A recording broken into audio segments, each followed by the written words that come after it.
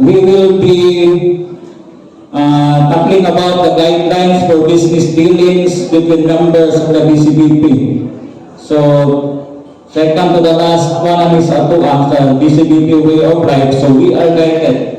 There is a talk on this to be delivered to us by a businessman. He is a businessman and a contractor. He is a BCBP for already 24 years.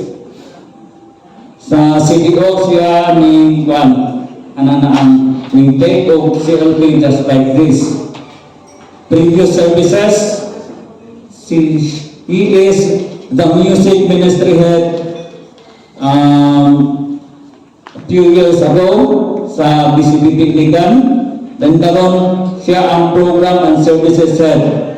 So kanang program and services head, paano sa kanang sanap, kita siya mo na o kanang mga activities sa BCBP, including mato ta sa jail, mato ta sa community, mo na iyahang trabaho.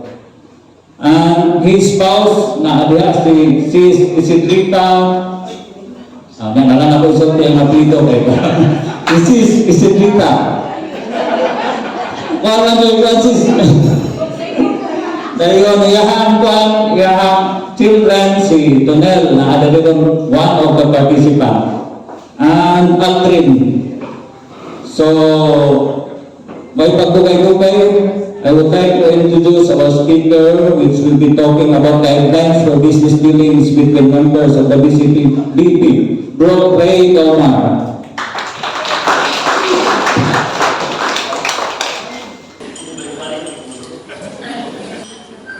Good afternoon, everyone, brothers and sisters.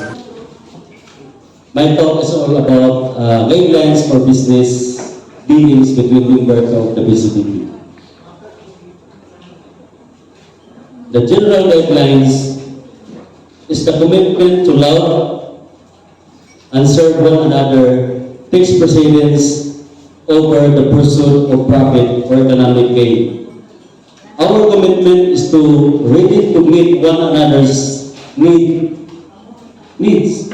with our personal help and resources, and to look upon one another's welfare as our own.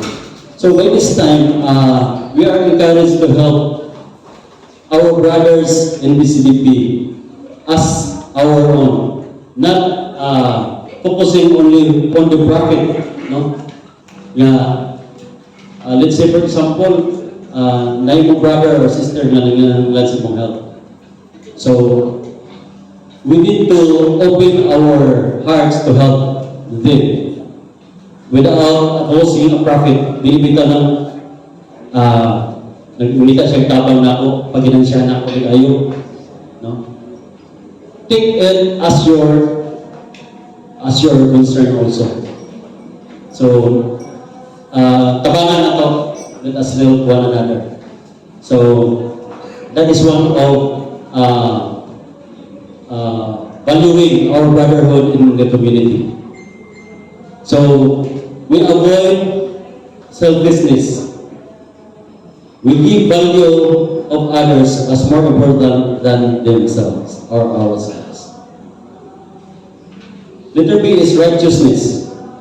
We are committed to a life of righteousness and holiness, not just individually but also a body. All our business dealings are to be conducted in a righteous and just way, in accordance with the Christian tenets and principles pertinent to the particular business situation at hand. So, okay. This time, as a BCBP member, a Christian community member, our business dealings must be in line with Christian living. Meaning, we will build business with just and respect. Righteous and just. Also the righteous and just. Number one, hello. Number one is to identify or choose business which is in line to Christian. Unsa may in line sa Christians, daghan manong kanang mga legal business. And what are the businesses not aligned with the Christianity? Kanang mga gambling, no? Bawal na. Hindi na pwede gambling, mga bars, no? So, na mga businesses na righteous way to be dealt with. And of course, we will always maintain integrity in dealing with business, especially in our brothers and sisters. No, for the Lord said, "He who is greedy can gain troubles in his own house, but he who hates brides will leave." So sa atong business dealings, dili kaya na yung mga competitions, no? Sometimes atong dealing with other entities na yung mga bribery, na yung mga offers, no? Kung kita may supplier, oftentimes, not all the times, but oftentimes, ang atong competitor na ay mga ipang-offer sa mga purchasers. And this thing happens to me recently. Last month, first week of May, just this month only, happened, no? Nag-attend ko bidding sa institution o private. And it so happened nga nagkita mi sa katong ilang head sa institution. Then, naapo lang akong amigo nga ini supplier ko. So, yung gitawag tong head siya nga, "Sir, ini ang litson ba akong i-deliver og anong orasa?" Doon ako. Mau na siguro di ko muna okay. Litson, mali na i-offer niya ako, pansit ra. Diba? Wala, napili na ako. Mo na yung nagagpay na akong project rin. So, ako, kamay-mayan, mga sige lang. Unang-una, ako po yung litson i-offer. So, yan ako sa Lord, ikaw na bahala. If you give this project to me, and the miracle will happen, ako na isalit sa imo. So, to cut it short, after a week, nag-bid and awards na. Friday man na tanan kabo. Pagka Sunday, nag-follow up ko. May 3 bidders man. Diyan na, nag-follow up ko siya. "Sir, congratulations, ikaw din ako." Wow. Kung ibihatagin sa Ginoo. So, normally, normally, the lowest bidder will win, di ba? So, pagkita ko na sa school, yun siya nga, "Sir, kapano ba ka? Ikaw ang highest bidder." Yun siya nga. Ang imong price is double of compared sa imong competitor. Wow. So, what does it mean? Meaning, kung ang Ginoo mo favor sa tuwa, naging miracle may tabo, no? Not all the time na permanent ang losers, kita na honest dealing sa buwan, sa atong clients, napatay chance. Kaya hindi talang mapalit. Kasi kang litson tapang, so wala siya kadaog. But anyway, that's I'm just imparting my experience, no? Let's be honest and maintain integrity in our business dealings. The third, the proper stewardship. Anyway, I will encourage everyone to take a picture. Kining mga references sa Bible para na mo'y mabasa-basa sa inyo ang balay. For a moment. Para mabasa na, kanina akong ito karon na yung mga references nga or suggested nga verses. Para maka-study mo. O makakapag mo tinuod, baka itong storya or Kapakaka o to. Okay? So, next is proper stewardship. We are stewards of the talents and resources entrusted to us by the Lord. It is our duty and responsibility to harness, develop, and utilize them properly, and to exert our best efforts to preserve the viability and profitability of our business in order to contribute to the common good and to continue to serve its others' needs. So, in stewardship, everybody has given the talents, the resources, the skills, no? If you are an engineer, then somebody would come to you and ask for a help because you wanted to build a house. Then, you have to prepare a plan for him, no? After the plan, you implement the house or you build the building. So that is engineering. You engineered the plan. Kaya hindi mo na siya mahimong complete kung walay implementation. And if you are an office accountant ka or an employee ka, do your job as what your bosses assigned to you, no? Kung talented ka, nakitalo sa music, exercise it, apply it. Muna stewardship. Ayaw pa sa atin. Kung nahimo kang lawyer, pasal ka, ayaw ipabilin nga diha lang kataman. Nga mabutan lang ang sitawagan na kanang ngalan na sa mga lawyer ka, but you are not working on it. But pasabot, wala ni mag-steward ang gift na gihatag sa mga Ginoo. So, now, most of us wanted to help somebody na in need. No? So, if you are not working or harnessing or practicing our gifts, no? Our talents and resources, how can you earn money? How can you earn wealth? So, walay may tabo. So, how can you help your neighbors, sisters, brothers, if you don't have? So we have to work on it. No? Sayang at posisyon, sayang ang talent kung hindi natin i-practice.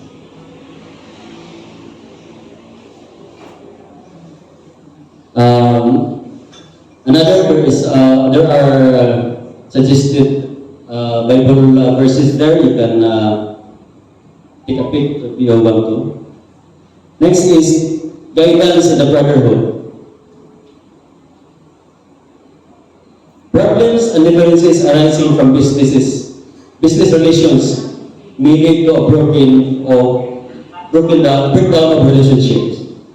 Such conflicts not only affect the members' commitment to love and serve one another, but also the unity and peace of the body.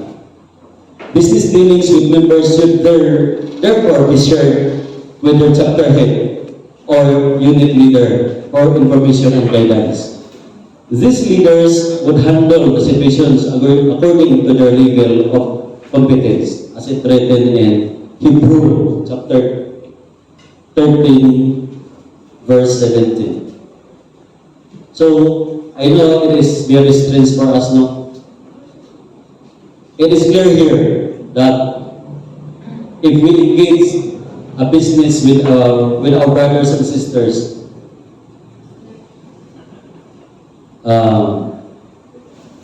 we will ask for the approval of our unit leader, chapter head, no?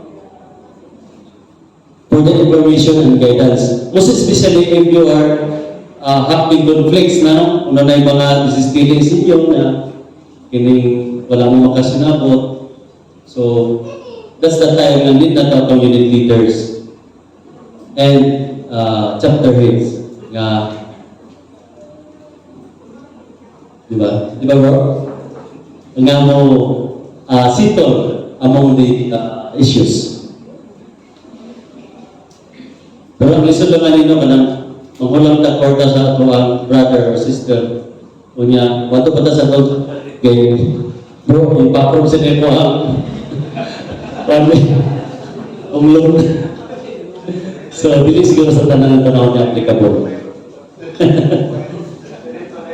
Kasi chapter rin ko bayo ni papirma tumikan. Okay rin si Bro Arnold kay naman si Berta. Next is the chapter heads or unit leader group leaders or action group leaders neutrality, independence. It is wise policy for the leaders to generally inhibit themselves from entering into business with any of members under their care. This would help in safeguarding and ensuring the leaders freedom in the objective input or direction affecting not only the personal life of their main but also their business affairs, as in Peter 5 verse 1 to 3. So this time, dapat ang yung mga action group leader or youth leaders, dili sila involved into the businesses of let's for example, ang mga bots na may plan niya mag-partnership, no? Partnership. So, dili tanan partnership or corporation nga himuon nga may successful. Sometimes na problema. Ay problema considering everyone has its differences, no? Everyone has its own problems in managing their times, no? Kaya na magka-problema. So, para safe ang inyong unit leaders, inyong action group leader, he is advised not to join that partnership. Because in times of difficulties and problems, it can stand independently and neutral. It is very, very easy for him to advise and settle the situation if you are not involved in the partnership or business. Tama? Diba? Kaya kung appeal ka, let's say for example, appeal ko, it statement that I may utter or advise, posibleng mo na po ang kanyang pabor na kanan sa imuha. Di ba? Pero wala kay appeal, walay baggage nga naa sa mong heart ng istorya ka. You can always be on the top of the situation. Okay? The next topic is obedience to spouse on all dealings. Paspas niya ako, hapit na po. Mga, sabi na rin husbands are to be obeyed to their wives in whatever business deals they may be involved in. And a wife is to secure her husband's approval before entering into any business relationship. So, kita mga banal di ay, hindi kita magpahilong-milong na ay mga business nga, i-open na to, na wala ka pala itong mga wife. Ato i-open, no? Kaya mga business nila na, gusto kayo na i-open, ayaw lang mag-open na na. Gusto kayo na yung sa wife, no? Yanong yun na naman, yanong i-open man na to. Because ang atong wife, muna itong kaabang sa atong mga problema. Diba? Sa atong kalapusan ka, ang hero niya atong kang wife. Tinuod? Correcto. Correcto. Diba? Sa among situations, by the time na trouble na kayo ko, ang mapasikay ako kang wife. Because, tungkol sa kanang naaka sa situation, ako na ako sa situation, dili na ko mahunanan ng sakto. Kaya puro hatred, puro kapungo, ano ito? Dayon, stress na kayo. Sometimes, dili na maayo ang atong plano sa mga business deals, kay kasinay santa, pero kinsa man ang mapasipay, kinsa man pa sa atong wife. So, atos lang pa'y balon. Agree ba ta, anak? Wala kayo matingo ko. Ito sila ba? And of doctor's wife, marang kampante na mo ba? Ako balik ko na, a wife is to secure her husband's approval before entering into any business relationship. Ay pumapagbuot-buot. Buot-buot mo. Nag-invest mo dito sa katong scam bitaw? Oh. Kada after 15 days, mali kini. Can double your money. Double. Invest mo na. Kaya after 15 days, mahimo na 100,000. Sikreto. Karon kaya after 2 weeks kaya wala pa nito ma. Kamubayan. Tingala ka nag-anxiety naman mga masawa mo na sige hindi na mo makakalimutan. So because you decided by your own business, wala pa wala ng wife. So kaya ba mo po? Bisa di mo na nilang may na vulnerable may na sa mga butang na anong weak may sa pag-desisyon ng usahay. Pero kabalo po may mga advice. Yeah. Char. Correct mo na ba na? Check. Okay. So, open next. Sharing by the others of any information, particularly those arising from business difficulties, should always be guided by righteous and prudent use of the space. So, i-discuss with sa eksakto. No? Pinahimutang ang atong pagkalabi na sa business. Business sa wife, business husband, o say concerns, istoryahan sa eksakto. Righteous and prudent use of space. Openness and full disclosure. We each have the duty to fully disclose the material facts and the attendant risk relative to the proposition. At the same time, there exists the concomitant responsibility of each member to seek answers and clarifications to his questions, and other matters he may be unclear about. Misunderstandings should always be avoided to preserve peace and harmony between and among the members. For disclosure must be made regarding all facts and circumstances surrounding in connection with the business transaction. So, kung mag-deal business ka with brothers and sisters, with the community, kailangan wala itago. No hidden agendas, no? Be honest to your brothers. Diba? We are called brothers because we are servants of Christ. So, in all the dealings happen in our brotherhood, even in our businesses, we put God in the center of it. Para di kita maligla, di kita maka-abuse ato brothers. Siya, rin kita makonsensya, kada dili na ito makampot na bro. Baligyan taga kutsi. Ang buwan na dodaan. Konsensya ka, bahal alternator ani. Imbes pilih mo isa ba, aron halip mo na ko, matukan na nimo kay iampuan mo kas book number daan. So, I mean, let's be honest always. Katawa ito brother na maligyan sa akin, ano? Sample na bro, kataon na nito ko nag-attach. Pero dito, ikaw bro.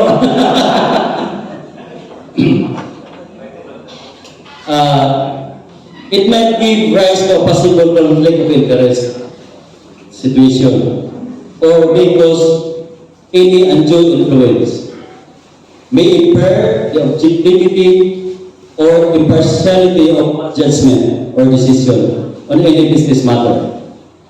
There may be a danger of members to take its other for granted. There is the possibility of a member abusing his relationship with another member. Kani usahay mag-deal ka, no? Natay, let's say for example, ako may provider, service provider. Okay, brother na to, kunya-unyaon na ba? So, supposedly schedule na karon maintenance sa kuwan ko aircon. Private itong katong mobayad og dako kay anyway brand bitaw na ko na di man na masuko. So dili na mao. Whatever you have promised to your brother, ato ginagpamana. If you promise to deliver him a cow, don't deliver a goat. Diba? Sa ating bata ko ito, pagkuman, kanbing naman gini. Diba? Mukaon o sagot. Pero yun na, let's give value sa atong mga brothers and sisters. Not only that, bisan dili atong brothers and sisters, atong gabutagang value. That is how to maintain integrity among others. And therefore, as much as possible, reduce all agreements and other important matters to writing as a record of agreements and mutual expectations of the members' concerns. So kailangan po kayo punta na magputang po, we will put into writing sa nga mga agreements. No? The spirit of agreements, written or verbal, is to be honored at all times. When appropriate, regular or periodic reports are to be made to keep members' concerns abreast with developments. So, from time to time, whatever the agreements that you put into the paper, so naput tayo updates, no? Nakabalong ang brother, nga muna na yung situation. So, both of you, both of the parties know the development of your business and agreements. So again, doon ay mga suggested yung mga spiritual references.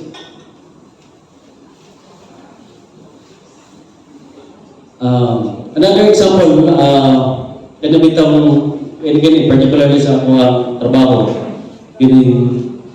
when I do business with my brother, or even not a brother, a normal client, ako specify ako ang mga scope of works, detailed, no? Kaya hindi pwedeng broad lang kayo ang ato agreement. Let's say for example, brother, magpa-repair ko sa pambalay. Okay. Sige, nakadaga estimate, akin na yung balay, 50 mil ang repair. Okay. Forma. Pagkabot dito, dili niya ngayon sila na pumilaing daot, wala kong mayo. So may gumang, ay wala ko na i-appeal sa itong bukan, agreement. So, kung saan na ito, pag-prove, wala na siya ma-appeal. So, mag-conflict na mo, kaya naghan na siya gusto, itudlo. Kanya ikaw, gusto ko taturay mo kaya muna tayo nakabudget. So, anong ihin mo na? Ako nang i-specify item by item para masabtan niya. Kaya mahilig ka mapunta mo pakapin. Ilitan mo sige pakapin. Logistic. No? So yun ka, sige, borong may cover. Kaya kung itemize siya, borong may cover sa tomaan, brother or sir, ma'am. Kumutulong ka na nila, another one na siya. So, dili mo mag-conflict, nasabtan man sa tanan. Pwede mo nga baligi o basa ko itong kontrata. So, specified yun. Kay, moro na undangan sa ubang na itong mga kauban sa community kung dito magkasinabot. Okay? Working out conflicts. Last na rin. Being members of the same body, we are duty-bound to exert every effort to resolve any conflict or misunderstanding in an amicable manner to preserve loving personal relationship and to prevent harm or injury to the body. So, first approach na ito, kung may conflict among others, among the BCBP members, una ginatong option is to make the case amicable. So that is the time, kung hindi ninyo ma-resolve between two parties na kamo lang, so that's the time na we ask for the help of our action group leader. Bro? Yes, bro. First step. Oh, dito yun. Amicable. Unit sa action group leader. Then yun, obligate because unit leader. Then chapter head. Depending on the degree of offense. Okay.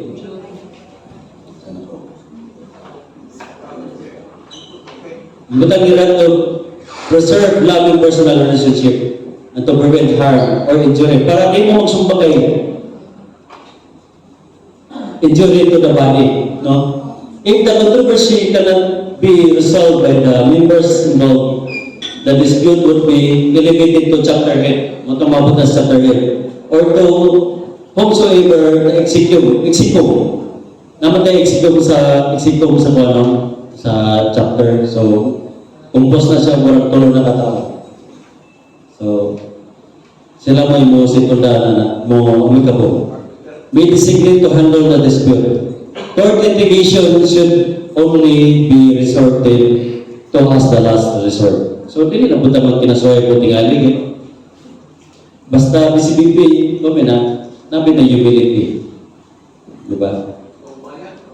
Ha? Basta mabayad, bahala, 25 years, basta mabayad. Dili ko 25 years. As what you have agreed, may mo, ipalaw ito na ito para di po pagmahayag mga brothers. It's okay.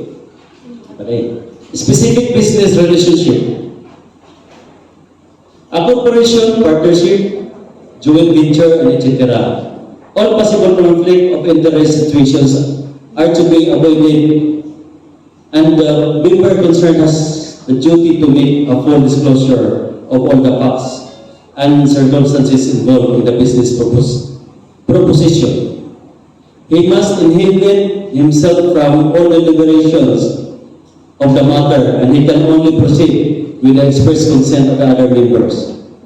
Decisions are to be made by consensus, or the majority need not always be unanimous. So, kanang business dealings ninyo, no? Na may mga proprietors, kanang conflict of interest, usa siya sa kwan, kanang problema nato sa business, no? Sometimes we hire tao atong relatives. So pagkakot sa workplace, matagal na to special treatment ng nato ang relatives. So mag-create na siya chaos among the employees. Magsilos-silos, no? Ang sabagan, maluya. So, avoid ka na. Then, kung if happen nga kita mo yung empleyado, niya ito ang kauban BCBP po ko. So, do not abuse your relationship with your brother. You work as a normal employee. Kay likayan ang jealousy, no? Likayan na to na. So, ikaw pag owner or ikaw boss, i-inhibit yourself na dapat in every decision sa workplace, walay bias, no? Fairly. Kung katsa pa atong dapat ibayad sa atong empleyado, what are the salaries deserved for them atong bayaran, atong hatagan, and also they must enjoy their benefits, no? Kay as Christians, encourage kita na mahatag ka sa ilang mga benepisyo ato ang sweldo sa ilang minimum at least, no? So dili na totoo, we will not focus on our own pocket na lang, more kaya itong naunahon. So let us help also our employees.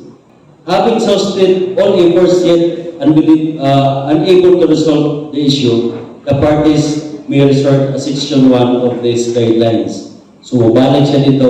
Kung napot ay business dealings sa ito ang mga kauban niya nagka-conflict, mabalik na dito sa amicable settlement nga interfere na ito ang action group leader.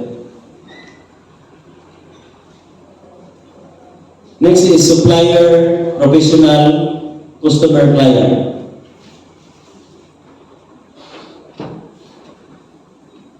Profit not being the only consideration and recalling our commitment to meet and serve the needs of our client. A supplier of products or services also has the obligation to look after the welfare of his buyer or client. So, kung mag-business na, dili lang kayo puro lang kita kwarta, puro lang kita profit at mga naon. No? We also have to give value to our clients. Now, whatever they pay on us, no, they serve po ang ilang bayad. Ilang ato services gata sila. No? However, the pricing of products and services must be in light of teachings on proper stewardship, in which no member is required to or expected to suffer business loss or impair an asset of his business enterprise or prejudice the interest of his other partners and visitors. Nevertheless, the obligation to be generous to one another remains, but the need not be limited to business transactions, assisting member as ones. Personal resources may be called for, as it written in Matthew 22 verse 39. Corinthians 2 Corinthians 8, 30 to 14, pwede mo mag-click pa na yun. So,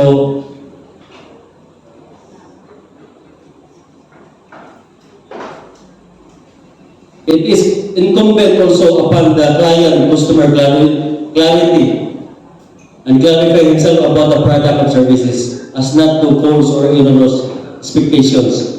Once agreements are entered into, the commitments are made, each member must faithfully comply and steadfast to his word. So let's be honest in dealing with our business to brothers. Not only as what I have said, this guidelines is not only limited to our brothers and sisters, but it is suggested to be our practice as BCBP members. Fair and just business dealings to our clients. No? And we have to be faithful in what we have agreed. Unsay nasa ng kontrata nga atong i-produce as a supplier, mao pod ang expect nila, mao ba ato serve.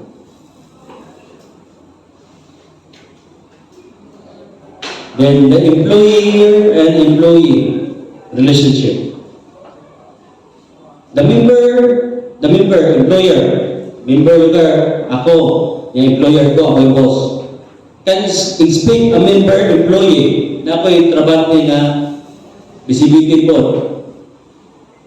The same level of performance, partially lang na na-mention ganyan, as he would demand of a non-member in terms of diligence, faithfulness, loyalty, honesty, etc. So, wala favoritism. Bisan pag BCBP ka, you have to perform your duties as employees. No special duty or special treatment sa imo. Kaya di man mag-abuse. No, masay mo na po ang boss ng mga BCBP nga, nagsalig naman niya sa kwan, may katrabaho, nagtigil na yung paswildo. Na maulaw lang ang kwan, may BCBP man po. Na kung istorya mo nagsakit, mayroon po na mga tawa, mayroon po na employee member nga, sakitan ni Brad ng istorya, mura man nag-clip Brad. So, we have to know our limitations. Kabunot ang plaster asata. On the other hand, the employer must deal with all his employees righteously and fairly, relating to them not as units of work, but as human beings deserving love and respect. The member employees must strive to serve with greater zeal and efficiency.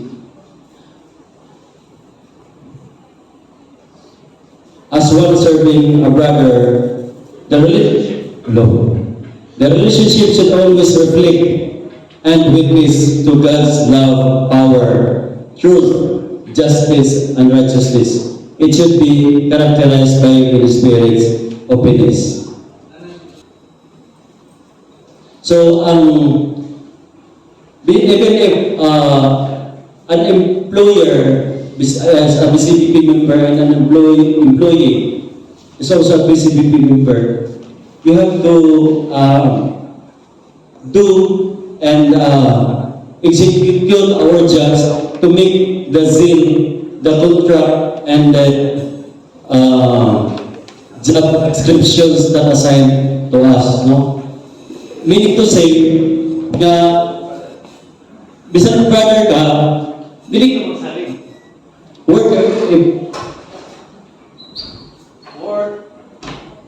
Perform your work effectively. So, okay. So, wala yung magsaling ka, trabaho yun. Walang personalan daw. Okay, another one, next topic is borrower and lender. Na nagpahulam, na mamutangay.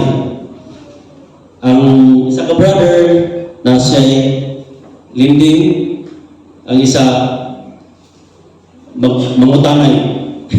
Mangutang, no? Mangulam, sorry. While we are encouraged to help one another with our resources, we are also encouraged to see the growth of our fellow members in all areas of life. Growth, maturity, responsibility, and good order. We should therefore see to it that all borrowing and lending be done with the knowledge of the unit leader. O manay ako namin siya ganyan, no? Manangkin pa dito sa unit leader. Or when required special circumstances, the approval of chapter head. In reality, listen bigibigin siya na buhaton, no? Kay nagsikarito ka ligag pangutang kay na kay obligasyon na manangit na nung ka dito sa imong unit leader. Machismis na nung ka. No? Si Cornel, palautang na ito, no? Kalisod-lisod to siya. May mong chismosa. So, in my own understanding, no? Kaya kung pwede, i-discourage na lang na ba nga sa kamonopot niya mag-utang-utang kay kaso magka-problema na for sure na mag-iisa na mulaylo. Dakan kininita ko nag-conflict sila agreements. So, maulaw na the member kaya di wasa kabayan, wasa ka-fulfill sa iya obligasyon. So, masipalit na din na ginampakita. So, listen bold ka ay ng part yun, mananghit pa ka sa imong unit leader. But naman guidance man Such will ensure that the borrower's needs and requirements are met or serve as an opportunity for the borrower to grow in the area of putting order into his finances. So, pwede na po pahulam, no? Pero situate na ito nga, ato na pong tabangan siya. We will help that member to put his finances and business, to put his finances into order. Kaya kasi nang hulam na siya kay magkuhan siya, mag-birthday siya anak, palit sa litson. So, mali. So, kung para sa yung business, makatabang siya, pwede tamutabang. So, manang na, we have to investigate on sa ang purpose of loans. Kaya makapa hulam galing uban, kita pa noon. So basta for good, for the good intentions for his business, pwede na. Generally, it is prudent for all leaders to inhibit themselves from borrowing from their members. However, it is if circumstances dictate the one should borrow, he should do it. He should do so only with the guidance and approval of the council. So, sa mga leaders yun, okay, last na sis. 5 minutes now. I have to end this in 3 minutes. Sa mga leaders, you have to inhibit yourself from borrowing your members. Kay kung di ka kumayad, sao na lang. Di nito mabalik. No? Ito mabalik. So, discuss din nga ang unit leaders o auxiliary leaders may mangulam. sa iya ang mga members. Pero kung dili malikayan,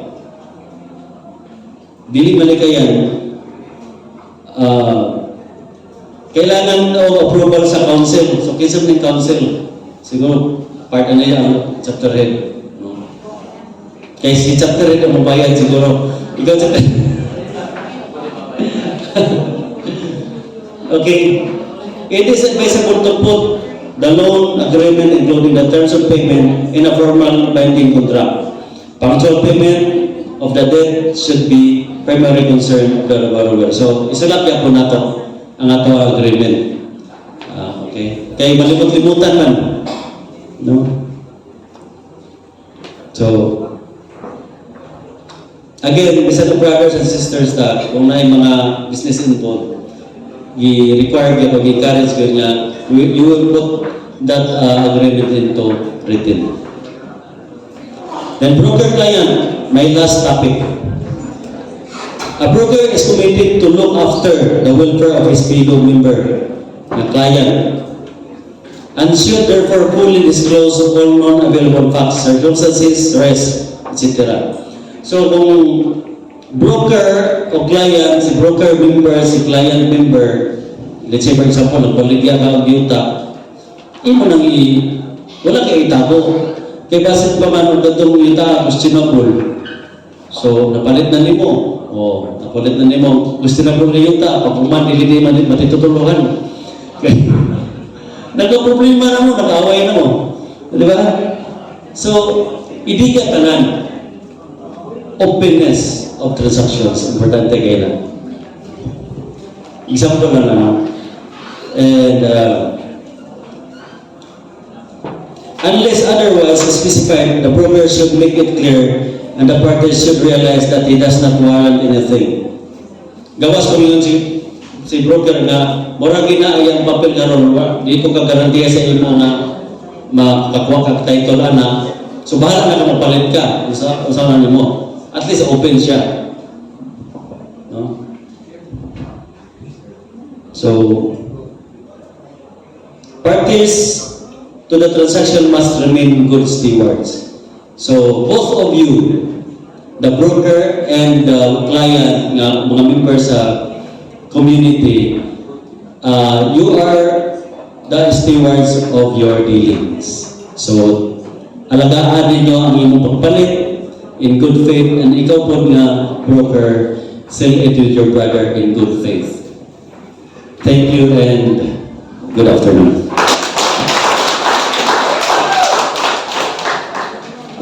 Thank you, Brother Ray, for the talk. So let us now stand for the response song.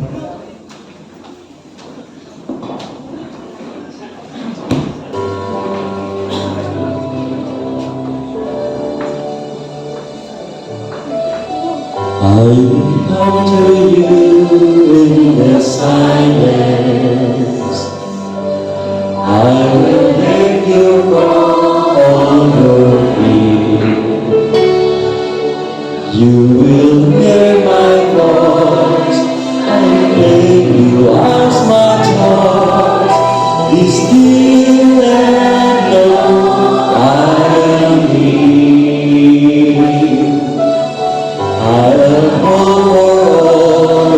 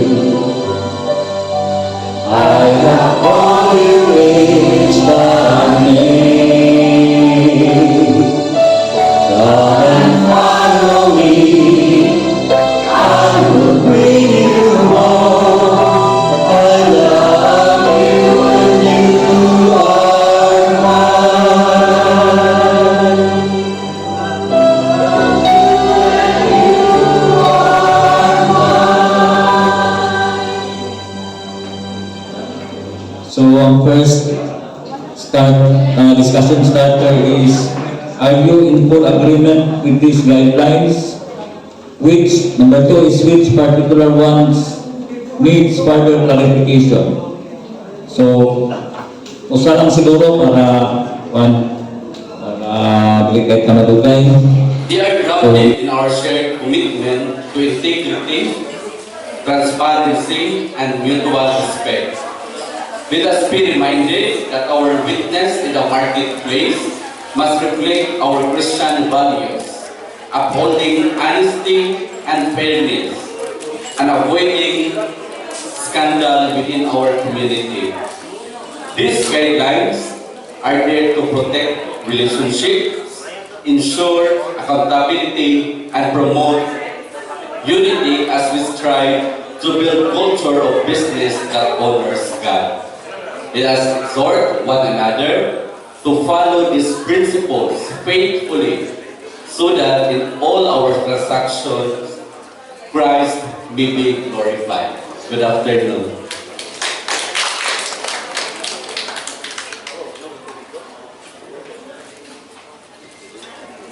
Thank you, Michael, sa brief and short exhortation.